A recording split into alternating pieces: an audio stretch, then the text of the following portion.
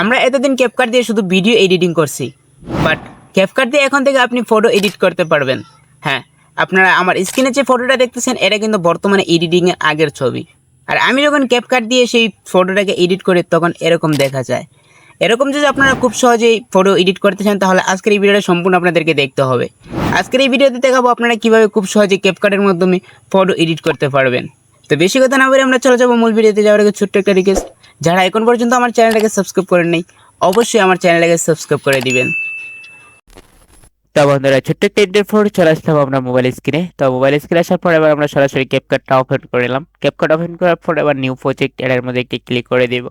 New প্রজেক্টে click করে দেওয়ার পর আপনার গ্যালারিটা ওপেন হয়ে যাবে। আপনি গ্যালারিতে গিয়ে আপনার যে ফটোটা এডিট করতে চান সেই কাঙ্ক্ষিত ফটোটাকে আপনি সিলেক্ট করে নেবেন। তো আমি এখান থেকে আমার ফটোগুলোকে আমি সিলেক্ট করে নিয়েছি।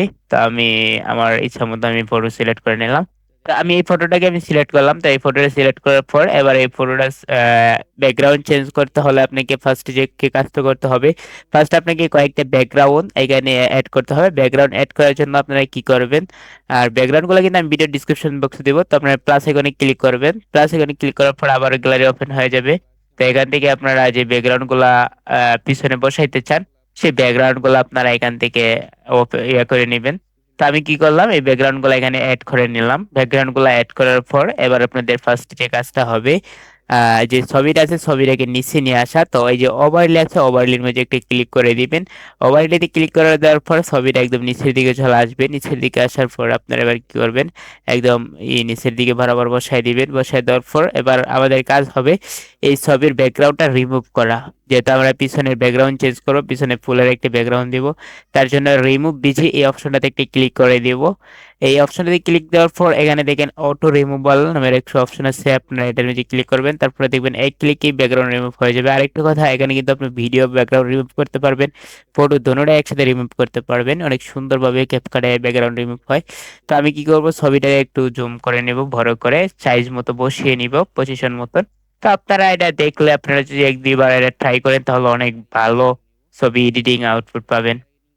তো এই অপশনটাতে আমি ক্লিক করে দেওয়ার পর এবার আমরা এটাতে একটা কালার গ্রেডিং করবো। তারপরে এটাতে ক্লিক করে দিলাম, অ্যাডজাস্টমেন্টে ক্লিক করে দেওয়ার পর কালার গুলো আপনারা ব্রাইটনেস একটু বাড়ায় কমায় দেখবেন আপনাদের কালার কোনটা কিরকম দিলে ভালো হয়, এগুলো আপনারা আপনাদের ব্যক্তিগতভাবে করে নেবেন।